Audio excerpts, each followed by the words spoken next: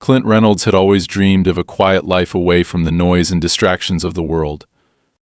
After spending years working as a water rescue specialist, he had seen enough chaos, enough moments of sheer panic, and enough instances where a single second meant the difference between life and death. He had lived through storms, both literal and metaphorical, and now for the first time in his life he wanted peace. The Lakeside cabin was supposed to be that peace. It was old, but solid, built decades ago by hands that knew how to construct something that would last. The wooden beams, though weathered, still held firm. The dock stretched out over the lake like an outstretched arm welcoming him home. The water was still untouched, and at night the moon reflected off its surface so perfectly that it felt like looking through a window into another world. It was his sanctuary, a place where he could finally breathe. The cabin had been on the market for years, overlooked by buyers who wanted something modern, something convenient, something closer to town. But Clint had seen the listing and knew immediately that it was meant for him. The isolation wasn't a downside, it was the biggest selling point. He had no interest in the nosy neighbors of suburban life, the constant surveillance of city streets, or the suffocating presence of a community that always needed something from you. Here he could wake up to the sound of the wind moving through the trees, spend his mornings fishing in the lake, and sit on the porch at night with a drink in hand, watching the world settle into quiet oblivion. At first, things were exactly as he had hoped. The previous owner, a retired man in his late 70s, had been eager to sell. He had handed over the keys with little more than a shrug and a muttered warning about the harsh winters, something Clint was already well aware of. There were no hidden fees, no sudden legal complications, and no unexpected hurdles, just a simple, straightforward purchase. For the first few weeks, Clint busied himself with repairs, fixing up the roof where time had worn it thin, replacing the rusted hinges on the doors, and reinforcing the dock, making sure it would hold strong through the changing seasons. The work was satisfying in a way that nothing had been for years. It gave him a sense of purpose without the pressure of expectation. Then he met her. Karen did not introduce herself like most people would. She didn't knock on his door with a plate of cookies or stop by for a friendly chat about the neighborhood. Instead, she simply appeared, standing at the edge of his property, watching him. The first time he noticed her, she was standing just beyond the tree line, arms crossed, expression unreadable. He had been unloading supplies from his truck when he felt the weight of her gaze on him, a strange pressure that made his skin itch. When he turned to look, she didn't move. She just stood there, studying him, as if she was trying to decide something. "Can I help you?" he called out, wiping the sweat from his forehead with the back of his hand. For a long moment, she didn't answer. Then, finally, she took a few steps forward, her lips pressing together into a tight line. "That house," she said, her voice carrying across the distance between them. "It used to be ours." Clint frowned, shifting his stance. "I bought it from the previous owner. Legally." Karen nodded slowly, her gaze flickering to the cabin behind him. That was a mistake. There was something unsettling about the way she said it, something final, as if she wasn't stating an opinion but a fact that would reveal itself in time. Before he could respond, she turned and walked away, disappearing into the trees without another word. Clint wasn't the kind of man who was easily rattled. He had faced high-pressure situations that would have sent most men into a panic. He had been trained to remain calm, to assess, to act with precision rather than emotion. But something about the way she had looked at him, the certainty in her voice, the way she had simply walked away without waiting for a reaction, it left him with a nagging sense of unease. Over the next few days he saw her again. Not up close, never approaching him directly, but always there. Watching. Sometimes she was near the water, standing at the edge of the lake, her reflection rippling in the surface. Other times he caught sight of her near the dock, as if she was inspecting it, looking for something. Once, in the dead of night, he woke up to the sound of footsteps outside his window, soft and deliberate. He didn't move, didn't make a sound, just listened as the steps paused, then retreated back into the darkness. Then, things started to change. Small things at first. The latch on his storage shed, which he always kept locked, was left unhooked one morning. His fishing gear, neatly arranged in the corner of the dock, was found scattered, some of it missing altogether. The trail leading down to the water, usually clear, was covered in strange symbols drawn into the dirt, patterns that seemed meaningless but deliberate. One morning he found something at his front door, a pile of old photographs faded with time. He crouched down, flipping through them with careful fingers. They were of the cabin, taken years ago, long before he had ever set foot on the property. Some showed a family standing on the porch, smiling, frozen in a moment that had long since passed. One of the photographs caught his eye. It was a picture of a young woman, no older than 20, standing by the lake. Something about her face was familiar, and it took him a moment to realize why. It was Karen. There was no note, no explanation, just the silent implication that she had left them there for him to find. That night the knocking started. Not loud, not aggressive, but rhythmic. One knock. A pause. Another. A longer pause. A third. Each time he got up to check, the porch was empty. By the time he stepped outside, flashlight in hand, there was nothing but the sound of the trees swaying in the wind. He wasn't afraid, not exactly, but there was something deeply wrong about all of it. He had lived alone before, spent weeks in remote locations with nothing but the sound of his own breathing to keep him company. This was different. This wasn't solitude, it was something else. Something that crept in at the edges of his mind, whispering that he wasn't alone, that something was always just out of sight, waiting. Karen wanted him gone. That much was clear. But Clint Reynolds wasn't the kind of man who ran.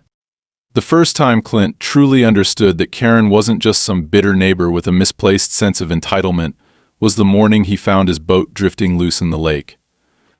He had secured it the night before, tying the rope in a way that he had done countless times without fail, but when he stepped onto the dock, the spot where the boat should have been was empty. At first he thought maybe the knot had come undone on its own, that the wind had carried it out into the water, but as he scanned the lake, his gut told him otherwise. The boat wasn't far, maybe 20 feet out, rocking gently with the small waves, but something about the way it had drifted felt deliberate. He grabbed a long wooden pole from the dock's edge, using it to pull the boat back in, and when he reached for the rope, his fingers stopped mid-air. The cut was clean, too precise to have frayed naturally. Someone had severed it. He ran his thumb over the exposed fibers, his jaw tightening. There were no other cabins close enough for a random vandal, no teenagers pulling pranks, no reason for anyone to even be on his dock. But there was Karen. He didn't storm over to her house right away. That would have been the easy reaction. But Clint had learned a long time ago that confronting someone without proof was a waste of time. Instead, he reinforced his locks, checked his equipment, and made sure everything of value was accounted for. He set up a simple but effective tripwire system, nothing dangerous, just enough to alert him if someone stepped too close to his property at night. Then he waited. 2 nights later, he heard the crunch of gravel just outside his window. He didn't move, didn't react, just lay there, listening. The footsteps were slow, deliberate, the kind of pace someone walks when they're not in a hurry to leave. He waited until they reached the back porch before moving, careful to make no sound as he grabbed the flashlight from his nightstand. He took the back door instead of the front, stepping into the darkness as silently as possible, and by the time he rounded the corner of the cabin, he caught the shadow of a figure moving near his dock. He switched on the flashlight. The beam cut through the night, and for a split second he saw her clearly. Karen, crouched near the edge of the dock, her hands hovering just above his coiled fishing lines. Her head snapped toward him, and for a moment neither of them moved. The world was completely still except for the sound of the lake slapping gently against the shore. "What the hell are you doing?" His voice was calm, but there was an edge to it. Karen stood up slowly, brushing her hands on her jeans as if she had just been casually examining something and not sneaking around in the dead of night. "I was just looking," she said, her voice unnervingly even. "At what?" She tilted her head slightly, as if the answer should have been obvious. "Making sure nothing is out of place." "On my dock," he took a step forward, and she didn't move. "On our dock," she corrected, the words sending an involuntary shiver down his spine. "You need to leave," Clint said, and for the first time a flicker of something crossed her face. Not fear, not guilt, something else. Disappointment? You don't belong here, she murmured, but this time there was no anger behind the words. There was something worse. Conviction. She turned and walked away without another word, disappearing into the trees as if she had never been there at all. Clint stood there for a long time, his grip tightening around the flashlight. The next morning he found something waiting for him at the foot of his porch. A dead fish, its body split open, the exposed flesh glistening under the sun. But it wasn't just the fish that made his stomach tighten, it was the knife lodged into it. Not a random kitchen blade, not some rusted tool someone had discarded. It was his knife.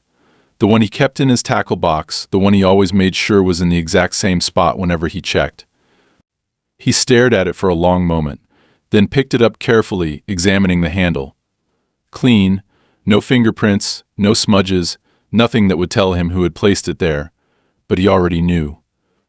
He spent the next few hours debating his next move. Going to the police was an option, but what would he even say? That his neighbor had been creeping around at night? That she had left a fish on his porch like some kind of twisted message? There was no real crime in that. They'd ask if he had any proof, if she had threatened him directly, and when he couldn't give them anything concrete, they'd shrug it off as a neighborly dispute. So instead of going to the police, he went into town. He hadn't spent much time there since moving in, hadn't felt the need, but now he had questions, and someone had to have answers. He stopped by the local bait shop first, striking up casual conversation with the owner, an older man with sun-wrinkled skin and hands calloused from years of working with nets and lines. "You ever hear anything about the woman living near the south side of the lake?" Clint asked, keeping his tone light. The old man's expression shifted just slightly, but it was enough. "You mean Karen?" Clint nodded. The man sighed, wiping his hands on a rag. "She's been there forever. Her family used to own a good bit of the land around here. Lost most of it over the years, but she never left." He hesitated, then added, "Used to be normal, back when her husband was alive." Clint raised an eyebrow. "And now?" The man hesitated again, then shook his head. "Now she thinks that just because something used to be hers, it still is." Clint let the words sink in. "She ever caused trouble?" The old man was quiet for a long moment. Then, finally, he said, "People have left because of her." Clint didn't press for details. He didn't need to. That night, he double-checked every lock, secured every window, and for the first time he slept with a gun within reach. Not because he was afraid, because he was starting to realize that whatever Karen wanted, she wasn't going to stop until she got it. The morning Clint woke up to find his dock in ruins, he knew that whatever fragile line had existed between him and Karen had been completely erased. The wooden planks, which he had carefully reinforced when he first moved in, were torn apart, some pieces missing, others broken in half like they had been hacked at with an axe. The railing, which had been intact the night before, was gone. Not snapped, not fallen into the lake, just gone. Someone had taken it, piece by piece, leaving jagged remains where the bolts had once held everything in place. The boat, which he had tied securely after fixing the cut rope just days earlier, was missing again, this time not drifting lazily a few feet away but gone entirely. It was as if the lake itself had swallowed it. He stood there for a long moment, trying to temper the immediate surge of anger boiling in his gut. This wasn't an accident, wasn't some freak weather event or structural failure. This was deliberate. And there was only one person who would have done something like this. Clint took a slow breath, rolling his shoulders to shake off the stiffness of sleep, before turning back toward the cabin. He grabbed his boots, laced them tight, and made his way up the narrow dirt path that led toward Karen's house. He wasn't going to yell, wasn't going to throw accusations in her face. People like Karen fed off reactions, off fear, off the idea that they could control how others responded to them. No, he would keep it simple, direct, a confrontation on his terms, not hers. Karen's house was exactly the way he had always seen it, from a distance, weathered, sagging in some places but still standing, much like its owner. The windows were shut tight, curtains drawn, but Clint knew she was inside. The air around the property felt wrong, like something was watching him, even though he couldn't see anyone. He knocked once. No answer. He knocked again, Harder this time. Still nothing. Clint set his jaw, weighing his options, when the door suddenly creaked open an inch, revealing only darkness beyond the frame. He could hear the faint sound of a radio playing inside, the distorted voices of some old talk show host murmuring about God knows what. Karen, Clint said, keeping his voice steady even. We need to talk. For a long moment, there was silence. Then the door opened just a little wider, and Karen's face appeared in the gap. She looked almost amused. You think I did something, don't you? She asked, tilting her head slightly. Clint crossed his arms. I don't think. I know. Her lips twitched into a small, tight smile. And what exactly do you think I did? Clint took a slow breath. You took my boat. You tore apart my dock. And now you're going to tell me why. Karen let out a quiet chuckle, low and almost hollow. Why would I need to take back what already belongs to me? Clint clenched his jaw. That house, that dock, that land, it's mine, Karen. I bought it. Legally. Karen's expression darkened just slightly. And who did you buy it from? The previous owner, Clint said, resisting the urge to roll his eyes at the obviousness of the answer. Karen hummed softly, tapping her fingers against the wood of the doorframe. And did you ever ask him where he got it from? Did you ever ask if it was his to sell? Clint narrowed his eyes. What the hell are you talking about? Karen smiled again, but there was something almost sad in it this time. People think land is just something they can trade like baseball cards. Like a house is just a structure with walls and a roof, nothing more. But that place, it's more than that. It remembers. It belongs to those who were meant to keep it. You're talking in circles, Clint said, his patience thinning. Karen leaned forward slightly, and for the first time, Clint noticed how tired she looked. How the lines on her face weren't just from age, but from something deeper, something ingrained. You don't belong here, Clint. You never did. That house, it was never meant for you. Something about the way she said it sent a cold chill down his spine. But Clint wasn't about to be intimidated by cryptic nonsense. He had dealt with enough psychological games in his lifetime to recognize when someone was trying to shake him. You need to stay off my property, he said, his voice firm. If I see you near my dock again, I will call the police. And if anything else goes missing, I won't just knock on your door next time.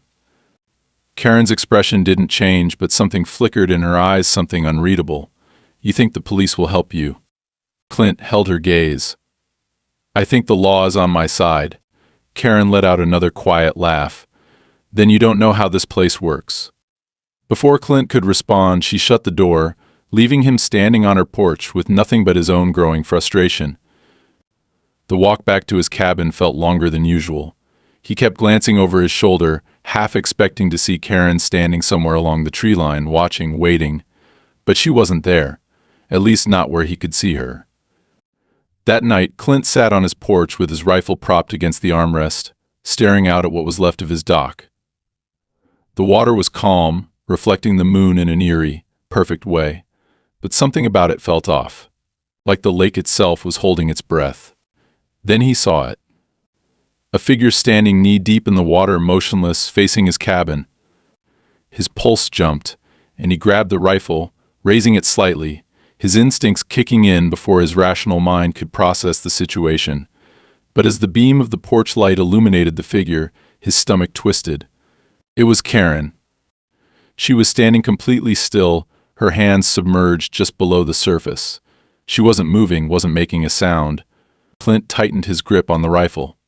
Karen. She didn't respond. Get off my property, he called again, louder this time. Still nothing. He took a step forward, debating whether he should walk down to the shore and physically remove her himself, but something in the back of his mind screamed at him to stay where he was. Then, as if finally acknowledging his presence, Karen slowly, painfully slowly lifted her hands out of the water. She was holding something.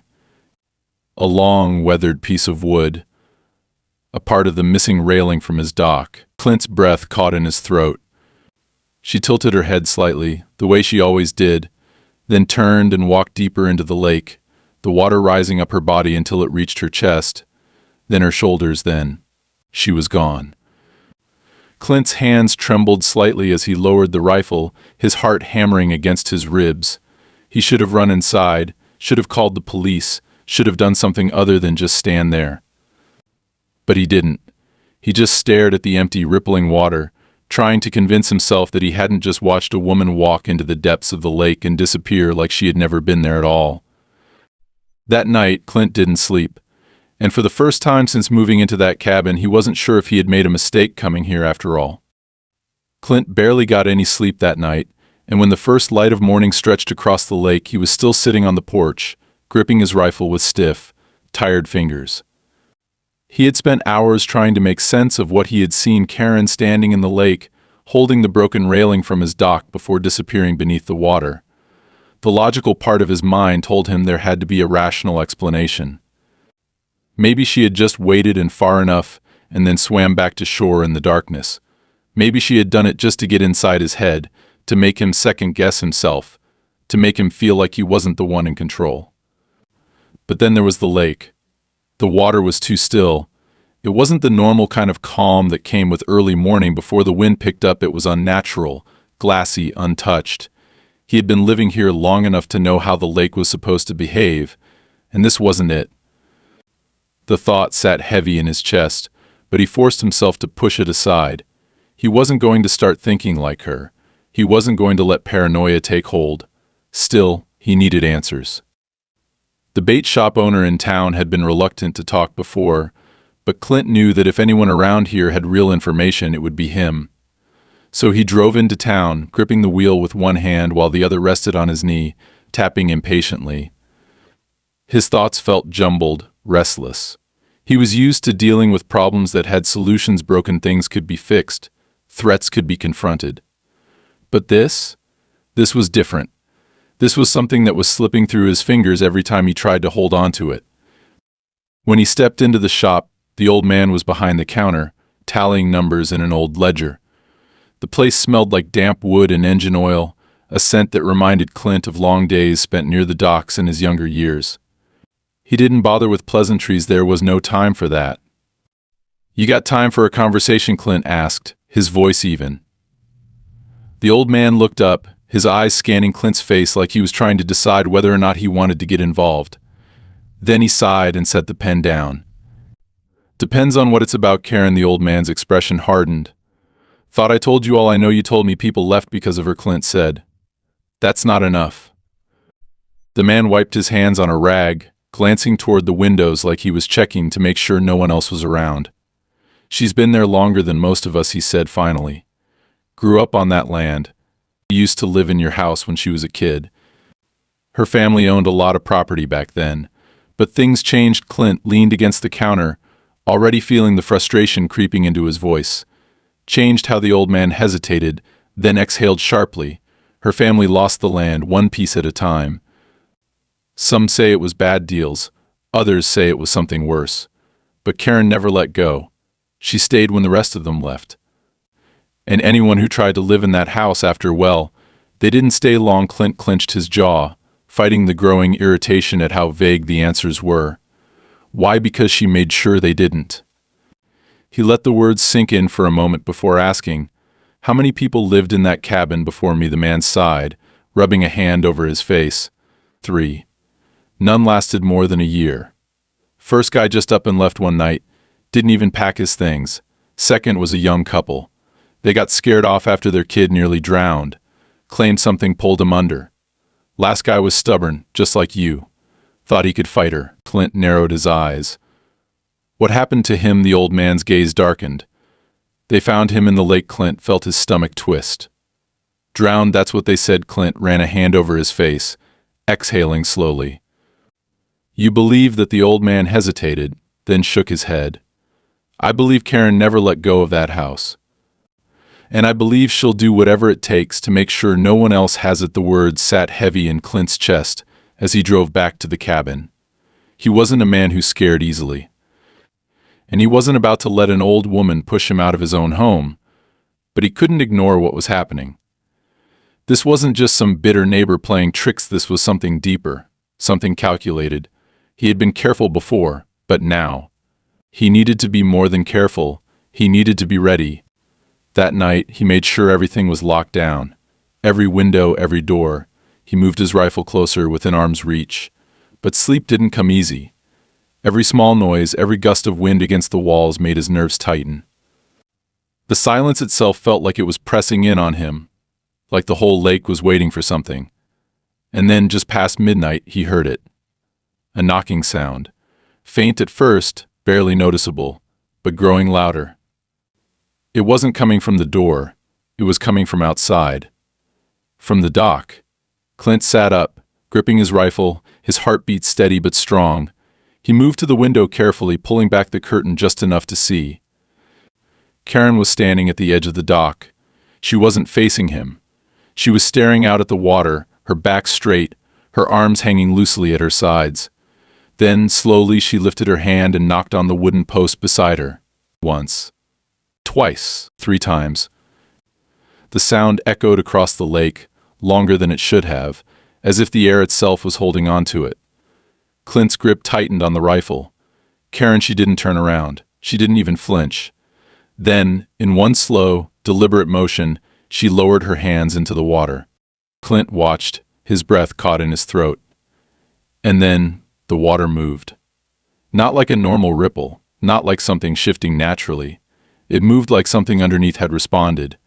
And then, before Clint could react, Karen was gone. It happened so fast that he almost didn't register it. One moment she was there, and the next she was gone, pulled under without a sound, without a struggle. The lake swallowed her like she had never been there at all. The water went still again. Too still.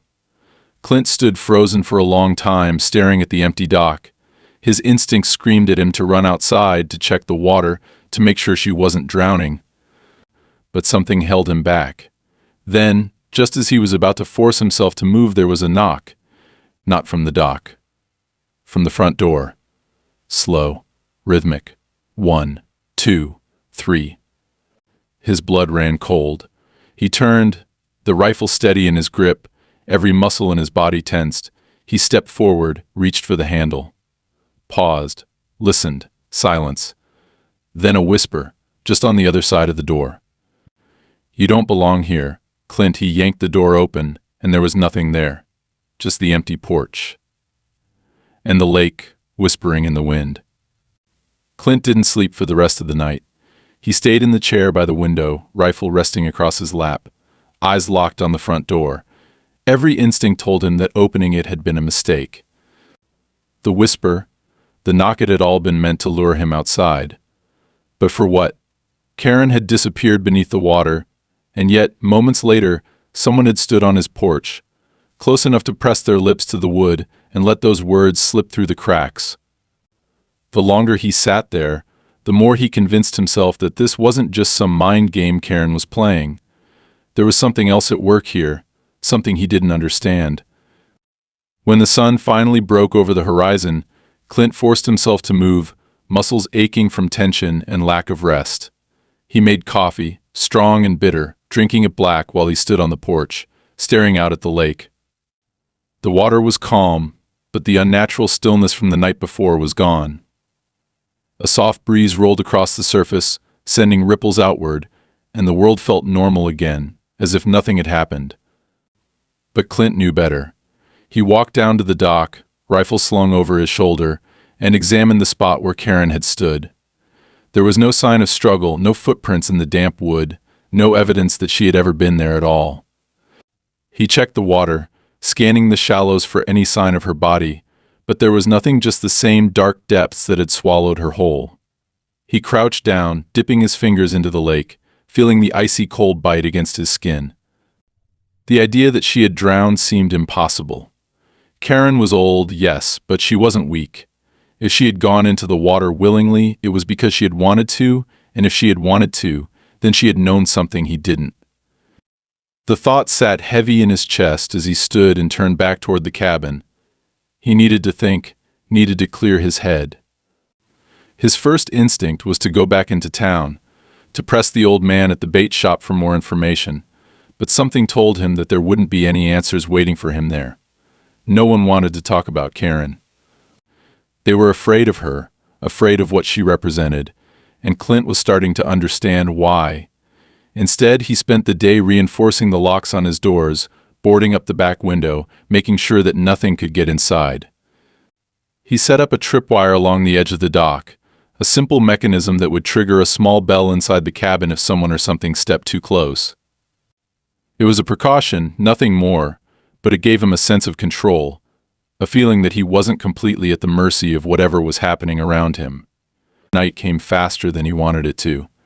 The sun dipped behind the trees, shadows stretching long across the ground, and for the first time since he had moved here, Clint didn't feel safe inside his own home. He kept the lights off, rifle within reach, and waited. Hours passed, the only sound the steady hum of insects outside, the occasional creak of the wooden walls, as the cabin settled into the cool night air. Then, just past 2 in the morning, the bell rang. Clint was on his feet before he even registered the sound, rifle raised, breath steady despite the adrenaline flooding his system. He moved to the window, careful not to make any sudden movements, and peered out into the darkness. At first he saw nothing. The dock was empty, the lake calm, the trees swaying gently in the wind. But then, just as he was about to turn away, he caught a flicker of movement near the water's edge. A figure, standing just beyond the tree line, half hidden in the shadows. Clint adjusted his grip on the rifle, his pulse a steady drumbeat in his ears. He waited, watching, barely breathing. The figure didn't move. It stood there, motionless, as if waiting for something. Then, slowly, it took a step forward. The porch creaked beneath Clint's weight as he shifted his stance, and the figure froze. Clint raised the rifle, lining up the sights, but something held him back. A gut instinct, a deep-rooted knowledge that shooting wasn't the answer. Not yet. He lowered the barrel slightly, just enough to show that he wasn't afraid to use it. "I don't care what you think this place is," he called out, his voice calm but firm. "It's mine now." For a long moment, there was no response. Then, finally, the figure took another step forward, just enough for the moonlight to catch its face. It was Karen. Her clothes were dry, her hair neatly combed, as if she had never stepped into the lake at all. But it was her eyes that sent a chill down Clint's spine. They weren't wild with anger or filled with the self-righteousness he had seen before. They were calm. Empty. "You should leave, Clint," she said, her voice softer than he had ever heard it. Clint didn't move. That's not going to happen. Karen tilted her head slightly, studying him like he was the one who was out of place. "It's not about what you want." "I think it is," Clint said. "Because I'm not going anywhere." Karen exhaled slowly, like she was disappointed, like she had hoped for a different answer. Then, without another word, she turned and walked back into the trees, disappearing into the darkness as if she had never been there at all. Clint lowered the rifle but didn't relax. He waited, listening, but the night remained silent. Only when he was sure that she was truly gone did he step back inside, locking the door behind him. He didn't sleep for the rest of the night. The next morning, he found something waiting for him on the porch. A small wooden box, old and worn, the edges blackened with age. He crouched down, hesitating for only a moment before lifting the lid. Inside, there were photographs. The same ones he had found on his doorstep weeks ago, pictures of Karen's family, of the house, of the lake. But beneath them, buried at the bottom of the box, was something else. A key. Rusted, the metal worn smooth by years of use. Clint turned it over in his palm, frowning. It didn't match any of the locks in his cabin, didn't resemble any key he had ever seen before. It was old, older than the house itself, older than anything that should have still existed on this property. He looked back at the photographs, his gaze settling on one in particular. A picture of Karen's father, standing on the porch, holding the same key in his hand. Clint didn't know what it meant, not yet. But he knew one thing for certain: this wasn't over. Not even close. Clint sat at the kitchen table, the rusted key turning over in his fingers, his mind cycling through every possibility of what it could mean. He had checked every lock in the cabin, every drawer, every compartment that might have needed a key, but nothing fit. The old photographs in the box had told him one thing for sure: this key had belonged to Karen's father, but to what, he had no idea.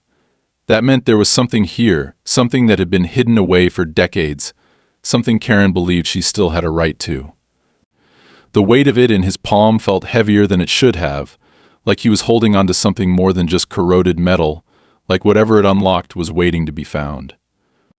He stood up and walked onto the porch, his eyes drifting across the land, looking for something, anything that might give him a clue. The lake stretched out before him, deceptively peaceful, but after everything he had seen, he no longer trusted it. His dock was still ruined, the missing railing still unaccounted for, but that wasn't what held his attention. His gaze landed on the old tool shed at the far end of the property, barely visible behind the overgrown brush. He hadn't paid much attention to it since moving in. It was old, probably left standing by the previous owner out of laziness rather than utility.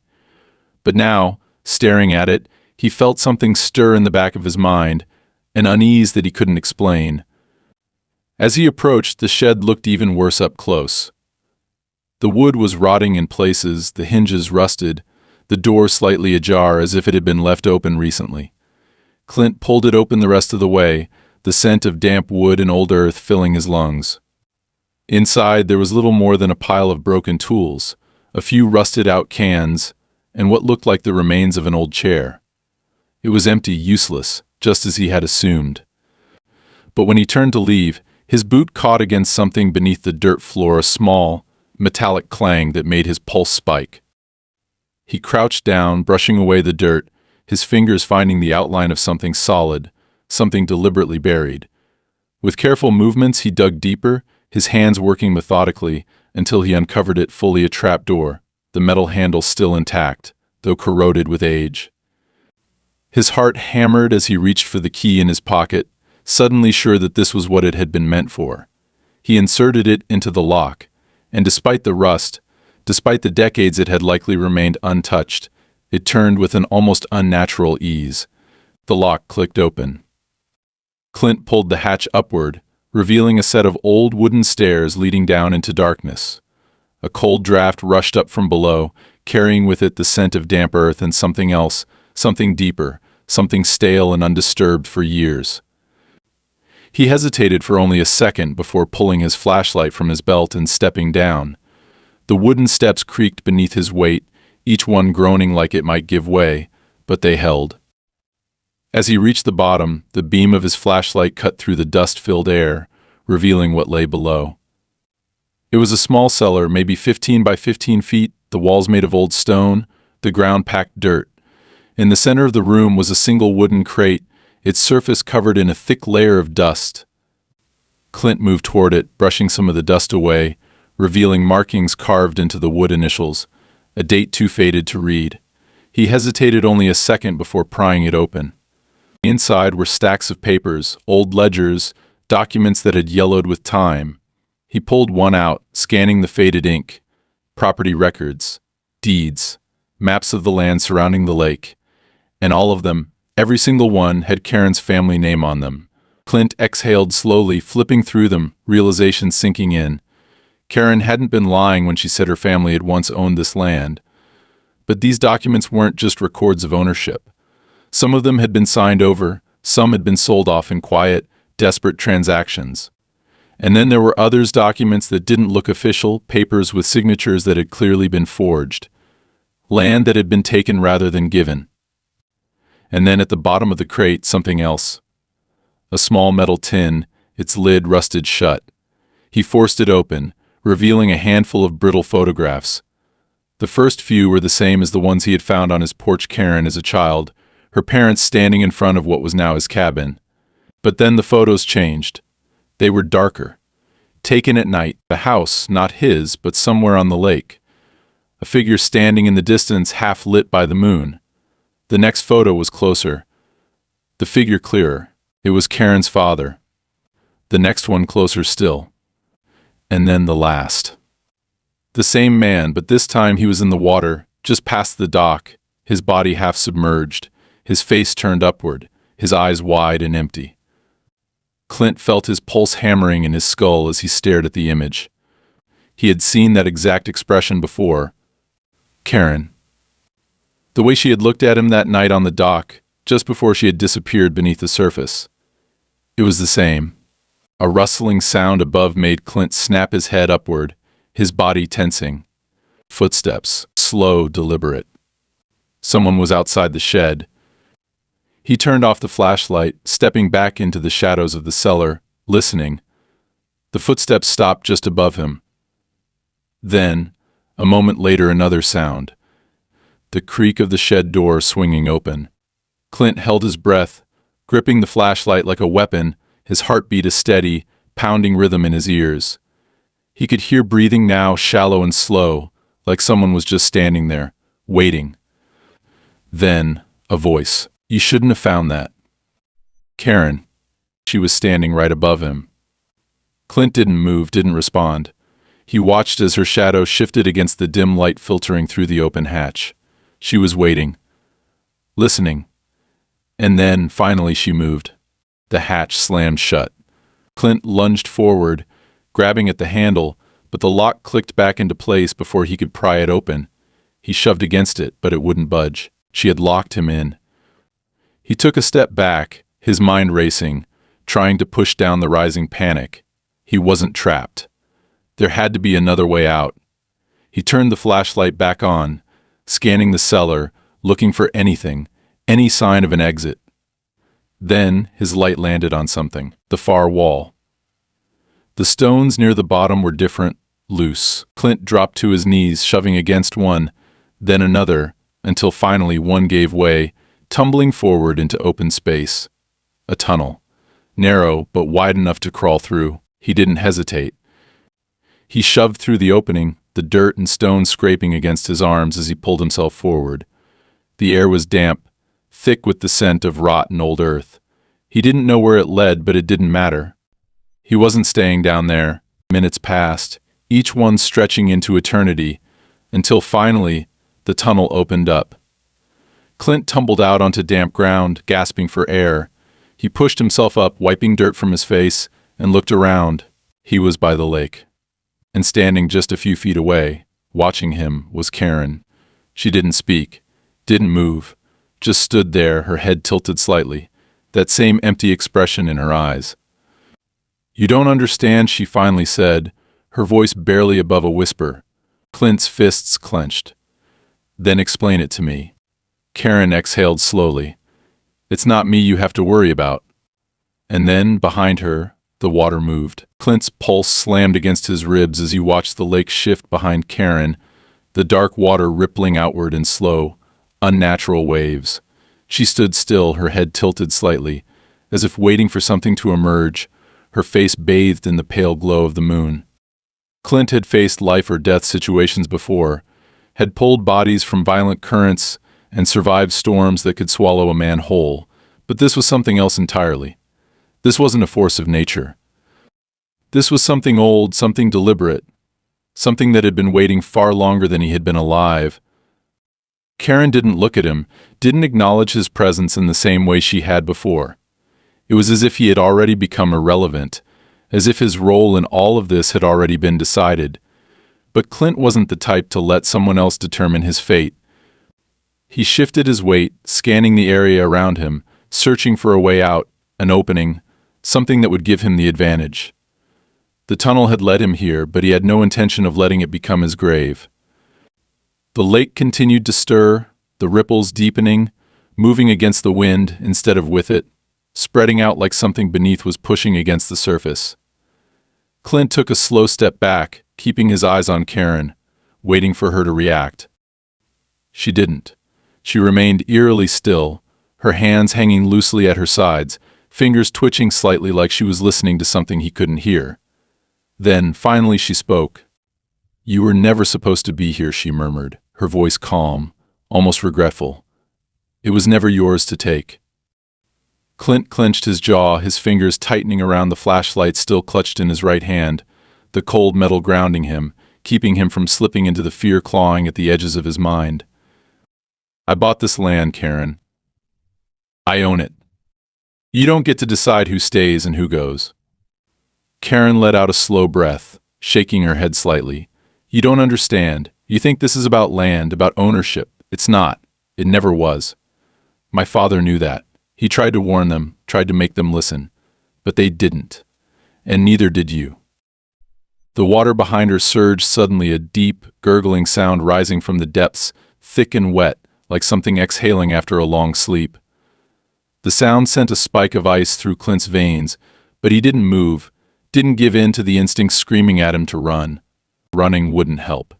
Not now. Karen finally turned her gaze to him, her expression unreadable, her eyes too dark in the dim light, hollow in a way that made Clint's skin crawl. "It doesn't want you here," she said simply.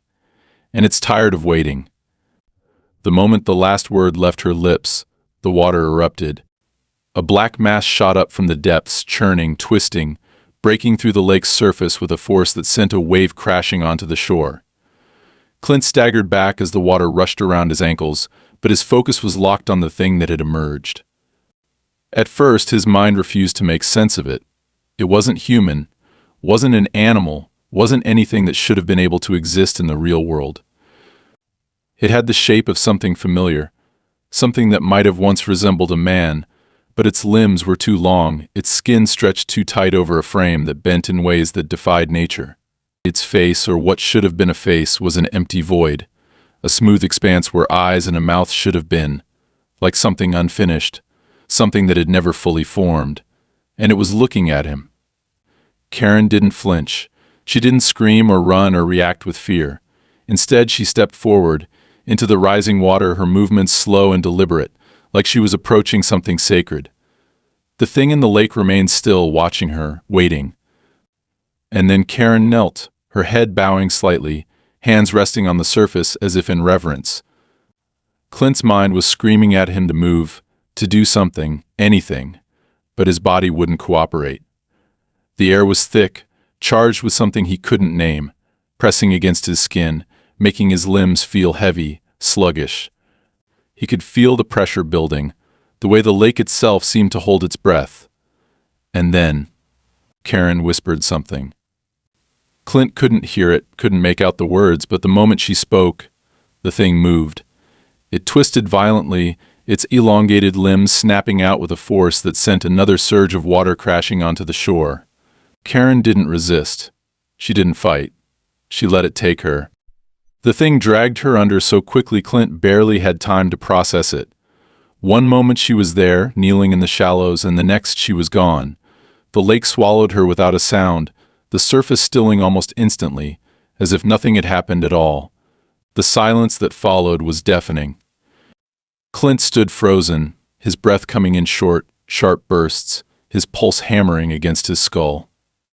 His body screamed at him to run, to put as much distance between himself and this place as possible, but something held him there, some part of him refusing to turn his back on what had just happened.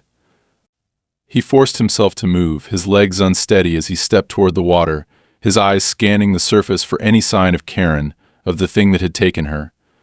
But there was nothing, just the lake. Then, something brushed against his boot. He jerked back, his heart slamming against his ribs as he looked down. A single piece of wood had washed up on the shore, half submerged in the sand. He crouched down slowly, reaching for it with hesitant fingers, turning it over. It was old, weathered, the paint long since stripped away by time and water. But there, etched into the surface, were two letters, barely visible in the dim light. KB. Karen Brown. Clint exhaled sharply, the weight of everything crashing over him all at once. He didn't know what had just happened, didn't know if Karen had given herself willingly or if she had simply been another victim, but one thing was certain: this wasn't just about her. It had never been about her. It had been about the lake. And now it was about him. The realization settled in his gut like lead as he stood, his gaze lingering on the dark water one last time before he turned and walked away. He didn't run. There was no point. He knew, deep down, that no matter how far he went, no matter how long he tried to ignore it, the lake would never be done with him.